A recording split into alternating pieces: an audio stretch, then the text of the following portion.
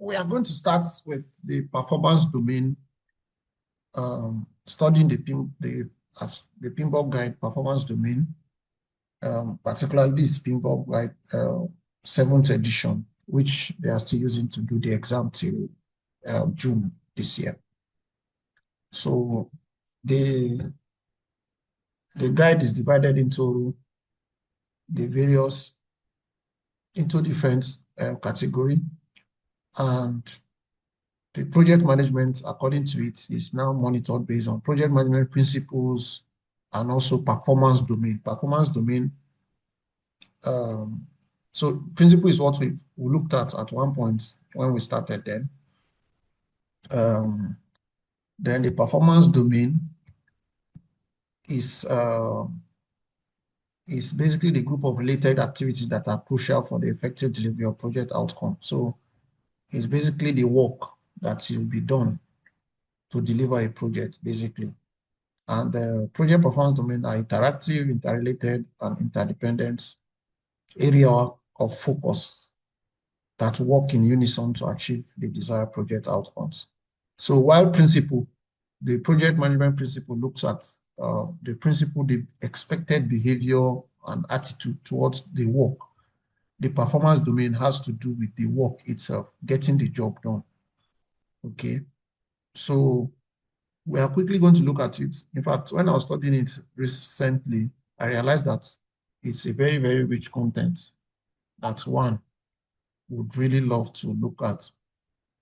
So I will encourage you to, beyond this class, still take time to read it, go through it. Your current, even your NGO that we are pushing, I believe there are many wonderful ideas there that can transform your leadership and your style of work. Okay. So basically, we are going to look at the work to be done, which aside the exam question, like I said, aside preparing for exam, is also prepare, understand it for your own execution, for the execution of your various activities and projects in and around the world. So there are 8 project performance domains. Okay, one, stakeholders. So there are work to be done with stakeholders. So we are going to look at them one by one. Then team, stakeholder performance domain, team performance domain, then development approach and life cycle. So stakeholders do with project stakeholders now, people who are members of, who are one way or the other affected by the project. Then team, they are members of the team that deliver the project. So it's also a performance domain. So you are going to manage team. It has to do with team management, team culture, and all that has to do with keeping the team to perform maximally. Then we have the development life cycle. The development life cycle of the project, we'll also look at it, planning the project work itself, getting the work done, the technical work, all the work that needs to be done. If it's building, the putting the block together and cement to make up a house. Then delivery, mode of delivery, how do you deliver project, measurements, and then also managing uncertainty.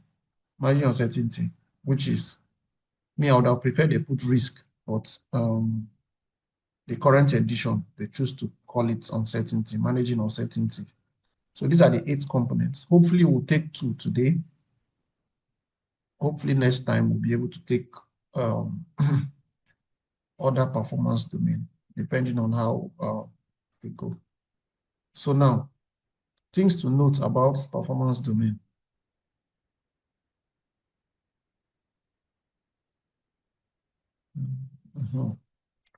So together, the performance domain form a unified whole. It operates as an integrated system. So all these 1, 2, 3, 4, 5, 6, 7, 8 performance domain, they work as a whole, as a unison. At every point, no matter the project type or project function, they are something that one must do. Then the performance domain runs concurrently throughout the project, with its entire life cycle of the project is covered. Then the specific activity undertaken within each of the performance domains are determined by the context of the organization. Okay. So every organization is different. And so specific activity that you do in terms of managing team, stakeholder engagement, and also um, stakeholder engagement, managing team, the project lifecycle, the uncertainties. So all of that, the specific activity are within the context of the organization. What are the organization, the project team, and then stakeholder and other factors that would come up that are relative to that particular um, object. So I'm going to look at stakeholder performance domain now. Um,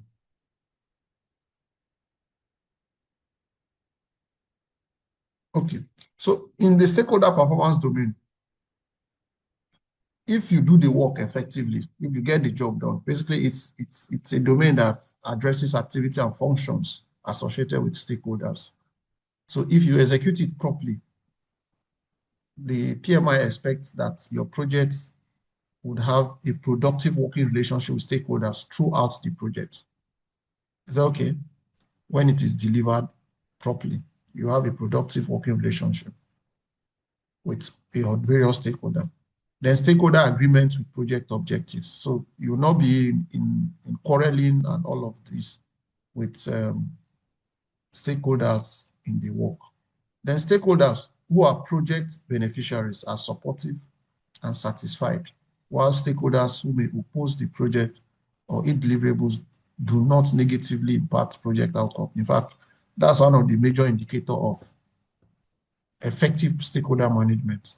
Okay, so when you are delivering a project and you are managing a project, there's definitely folks that would be opposed to the project. In fact, take Nigeria, for example, when you are going to do a road through a community, it will surprise you that there are communities that will say, okay, if you pass this road through this place, it's going to affect our farmland, it's going to affect, um, yeah, it's going to affect their farmland. Therefore, what is in need for them? In fact, they will start with vehement opposition to the project.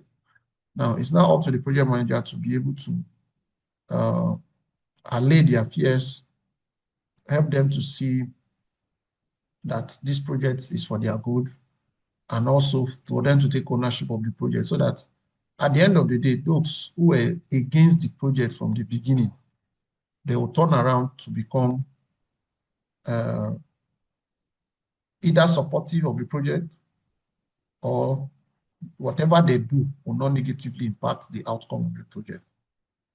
Okay, so this is what is expected. So even in exam, when you are asked question, this is like the ideal of when its stakeholder is properly managed. There should be a smooth working relationship. There should be an agreement with the project. And even if they are opposed to the project and it's deliverable, the activity should not negatively impact project outcome. Okay, so now stakeholders is an individual or group. We're just trying to look at this again, even though it's something that uh, we are all familiar with, but let me just raise it for the sake of aligning with the PMI languages and expectation. So a stakeholder is an individual group of an or organization that may be affected by, or perceive itself to be affected by a decision, activity, or outcome of a project, program, or portfolio. Is that okay? So basically, that's who its stakeholder is. Whoever is going to be affected in any way, shape, or form by your project activity, decision, and all, is tend to be your stakeholder. So it's up to the project manager to have an elaborate stakeholder identification to know all the people as much as possible that will be affected one way or the other by the project activity and all of that. Then another term that is very important is stakeholder analysis. A method of systematically gathering and analyzing both the quantitative and qualitative information to determine whose interests should be taken into account throughout the project. So, okay. So you quantitatively analyze your stakeholders and even you gather enough information, both qualitative and quantitative, in terms of those that their interests must be taken into account, or those that their influence will affect the project, or those that must just be happy with the project, or those that you must be in agreement with. So is the activity that's around stakeholder analysis. There are all kinds of tools you use to do this. The hierarchy matrix and many other tools are there that PMI will talk about. So I'll still encourage you to find time to look through the project, the PMBOK guide, and then you see some of those tools that are used for stakeholder analysis. Then you need interpersonal and leadership skills to work effectively with stakeholders, right? So when it comes to stakeholder management, it's largely a leadership issue, a relationship issue, okay? So if you and the king in a community, for example, are in agreement, and you tell him that you want to come and do road in his village, definitely the king wouldn't have problem with whatever you are going to do. But on the other hand, if you guys are not if you are not together, there will definitely be issues. So it's largely an interpersonal issue. So people's relationship affects the project. Are we together? Are we friends? Are we whatever the situation with people? And of course, leadership skills, which comes with how to manage people, emotional intelligence, and all that it is. So PMI also enumerate that in the PMBOK guide. So you need interpersonal leadership skills to work effectively with stakeholders and be able to have all your stakeholders buy in what you do. So now,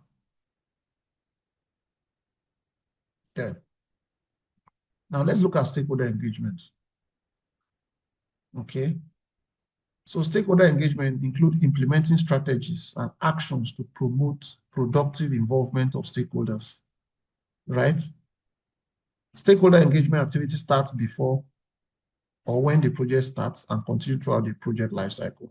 Yeah, we can't overemphasize that. It starts throughout the project lifecycle because as you're in the middle of the project, some of that stakeholders may surface, or that people you did not take into account before all of a sudden became relevant or come out and become needed on the project.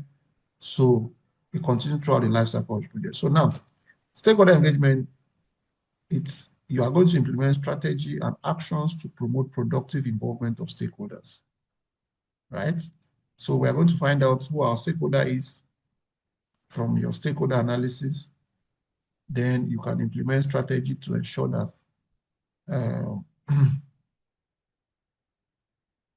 that you have a productive working relationship with everyone and every single one of them, just like you, right? So basically the engagement process. The engagement process is actually the work of stakeholder management. So you are going to engage them via whatever means that is possible and however that will make your project to be successful and of course also cost effective. So now this is the stakeholder engagement lifecycle, right? The stakeholder engagement lifecycle begins with the identification of stakeholder, right? You understand your stakeholder, you analyze them, then you prioritize, you engage, then you monitor. Now let's start from identification. Then you go back again, and the life cycle continues throughout the entire life cycle of the project itself. So identification of stakeholder, you're going to sit down to find out who and who are going to be affected or, are going to be affected one way or the other by this project. Being affected means that there are people that the project will cost them money, there are people that cost them time, people will cost them their convenience, there are people the project will cost them one thing or the other. And there are people who will benefit from the project. There are people who the project will change their life for the better. There are people who the project, and like that and like that. So you have an exhaustive list of stakeholder. You identify everybody. Don't take anybody for granted. Like I think last week, yeah, last week we had we had to go and do a presentation in one of the government agents, in one of the government ministry, and then we're discussing about parking space.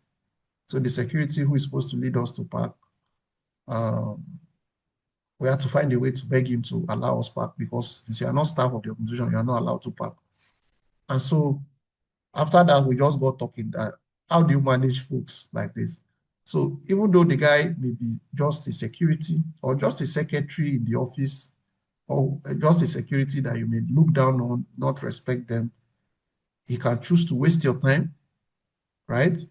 By asking you to maybe go and park in a far place and you must obey because they are the one that have actually jurisdiction in managing that environment. So in identifying stakeholder, you don't take anybody for granted, be it a secretary in the office, because the secretary can choose to hide your file or can choose to not allow you see his or her boss on time, can choose to waste your time or bring some form of frustration on your way. So you really are not going to identify stakeholder and say, okay, I'm going to take care of the big men and leave the negligible ones. No, no, no, no. So an effective project manager take everybody into account. So both the mighty and the low, because you never know whose action may be most consequential to your time, your money, and your resources entirely, the resources that your project would need. So you identify stakeholders exhaustively. You try to understand them, who they are, what they want. It also comes to analysis. You also analyze them. What is their role on the project? What is their interest? What is their influence? What level of influence do they have? What level of power do they have?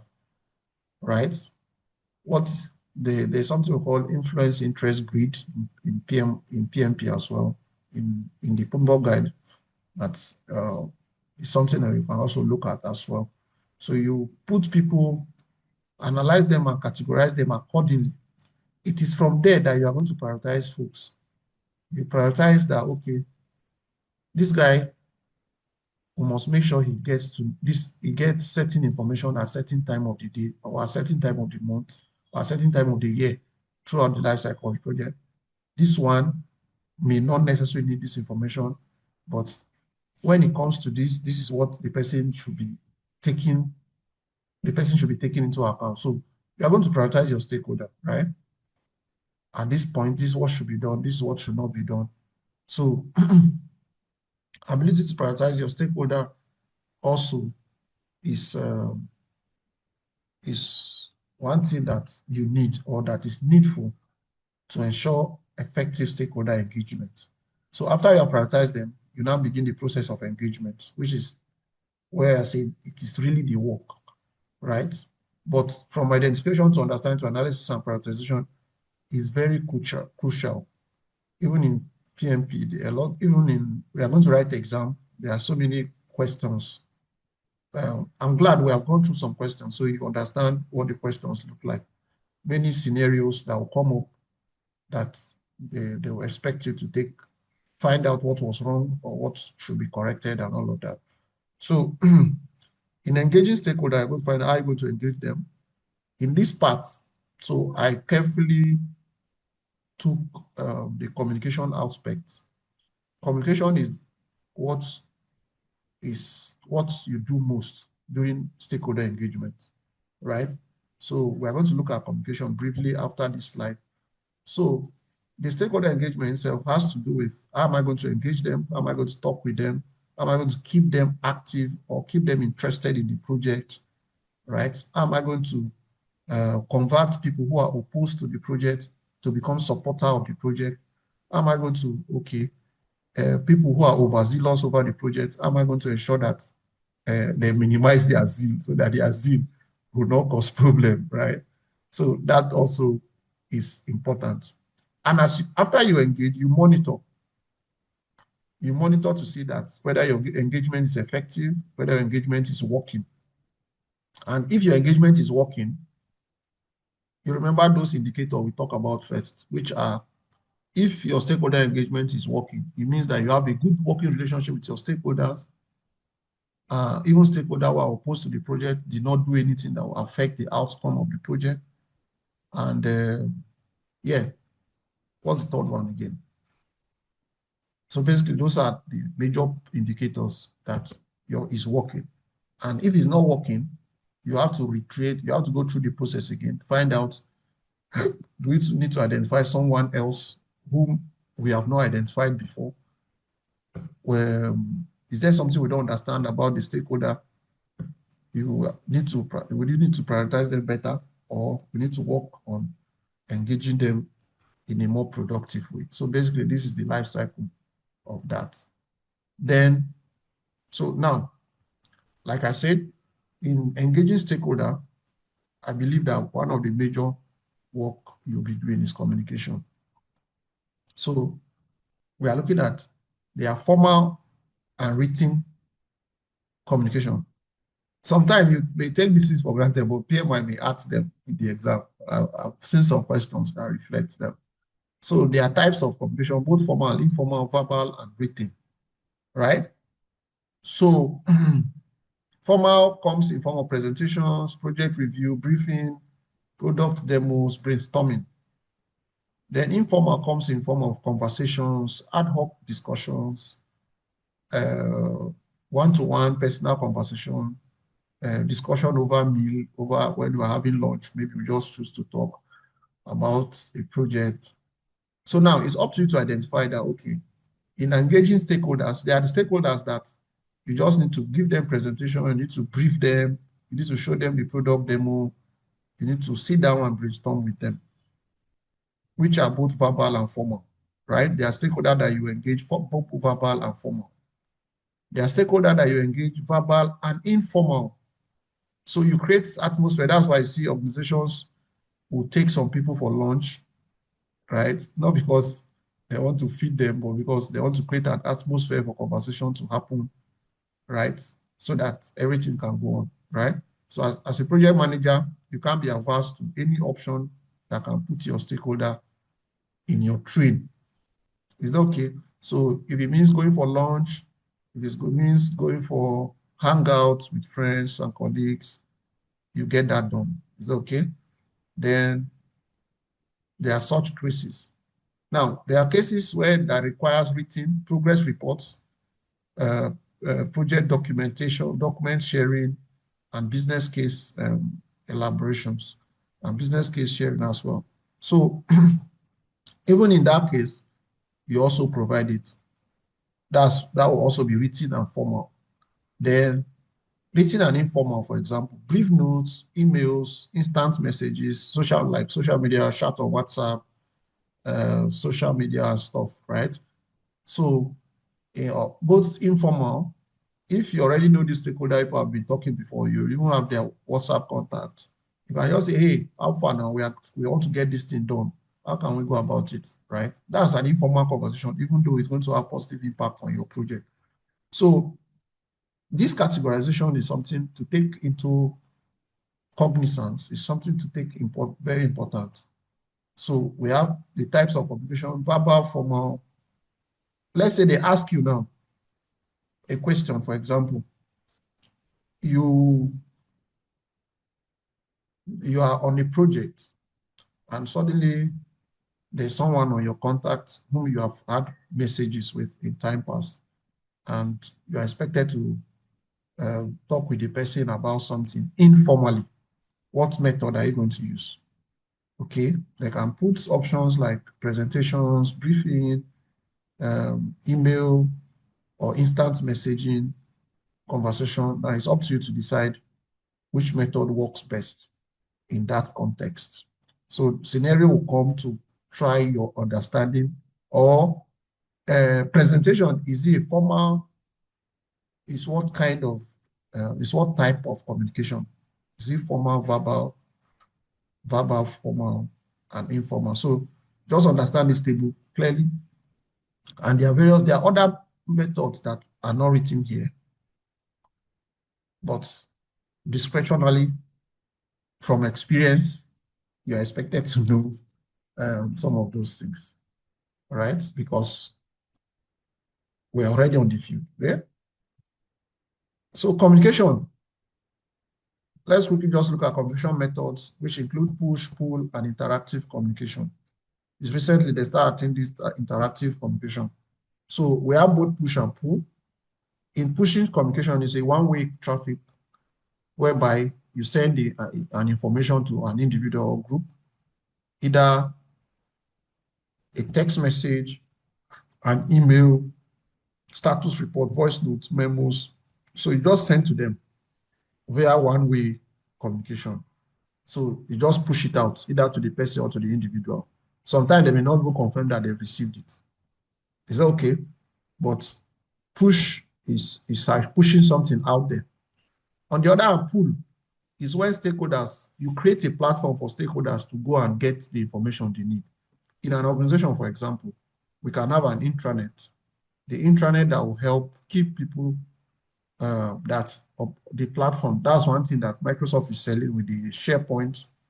Even my organization, we have one that we develop for government agencies, so that you can put information there, and just like notice board. Notice board is one of the practical examples. So organization can have a notice board, just go and put information there. It's up to staff to go and look at it. So it's up to the stakeholder to go and look for it. Or you can push it into a repository online, and folks can just go there and pull out of it and look at what is happening. Okay. So push is one-way communication that you push out. Pull is also a communication method whereby you put information where stakeholder can access it, right? Example are intranet, notice board, online repository, and all of that. Then interactive engagement is exchange of information with one or more stakeholders, such as conversation, phone calls, meetings. So now it's up to you to decide that this information I want to share, which method of communication will be most effective. All right? Which method of communication will be most engaging, will be most productive, and be most resourceful. So if that decision is made, then you go about executing it, right? So yeah, that's basically what you do with stakeholder engagement. So there are people that you must interact with. There are people that you just need to send email to. There are people that you just need to go and put information in a pool medium for them to access the information as they may need. So it's those categorization, your stakeholder categorization and prioritization that will help you to engage them according to the information they need. So basically, this is one thing you'll be doing. In fact, communication is the life cycle of the project, the lifeblood of the project, just like water to human being, right?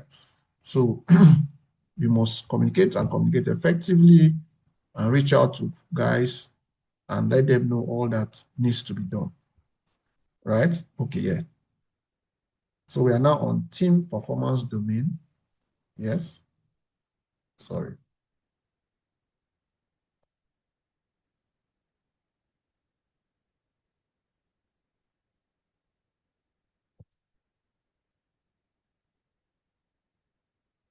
We are now on team performance domain. Okay, so with this, we come to the end of stakeholder performance domain. All that we share here is enough for you. Coupled with the experience you've had, of course, you can as well also go through the PMBOK guide and also read many more informations that are there. And you'll be in a better place and understand it. And I even believe what we've discussed is enough to help you pass exam. Now, team performance domain. So team performance domain entails establishing a culture and environment that enable a collection of diverse individuals to evolve into a high-performing project team. Basically, having a performing team, getting your project team to be useful, to be doing the work that they were called to do. This includes activities needed to foster project team development and encouraging leadership behaviors from all project team members. Okay, so it includes activities that needs to foster project team development and encouraging leadership behavior from all project team members. Let me say that again. The team performance domain expects you to be able to have a team, diverse team that are performing excellently. And the activities, whatever activities that is needed to foster project team development and encouraging leadership behavior from all project team members is what you'll be doing, is what is expected of a project manager in team performance domain. Okay.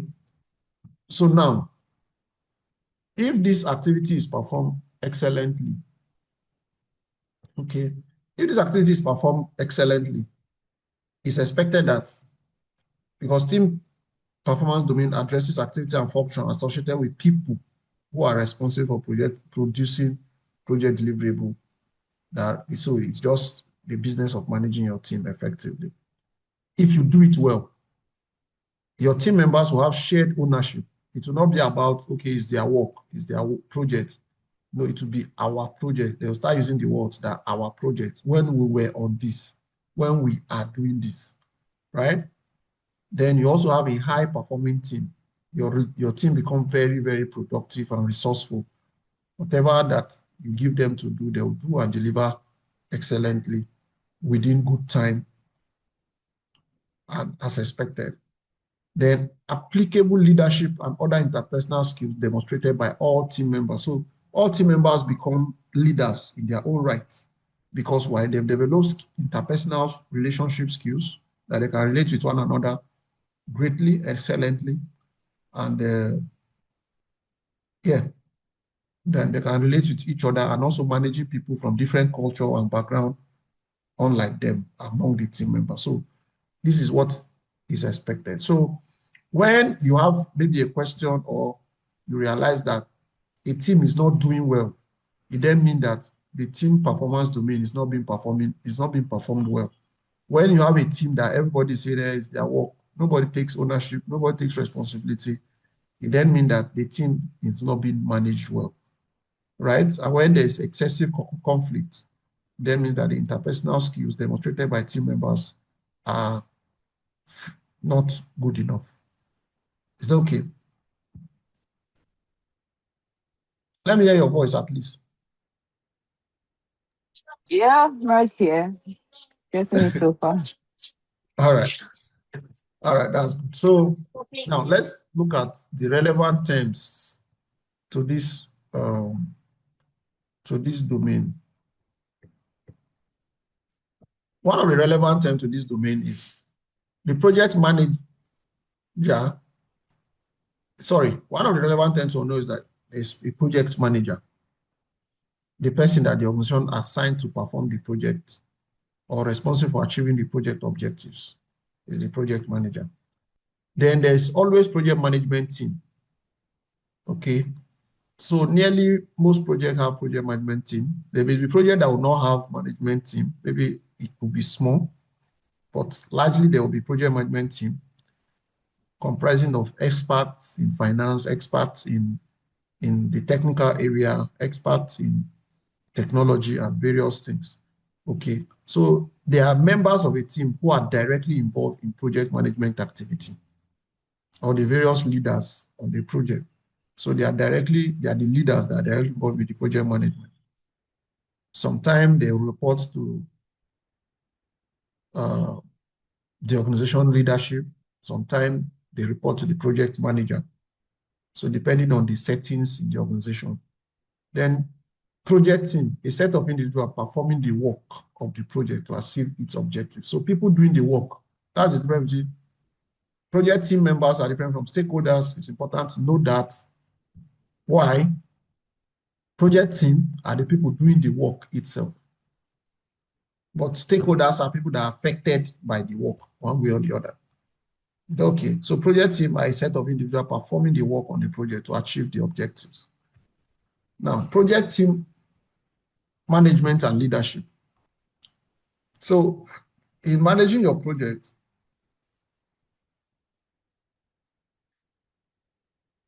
to have a successful team, a team that both have shared ownership, a team that are performing very high, are performing very well, and a team that's, what's the third, that have great interpreters, that are leaders in their own right, right?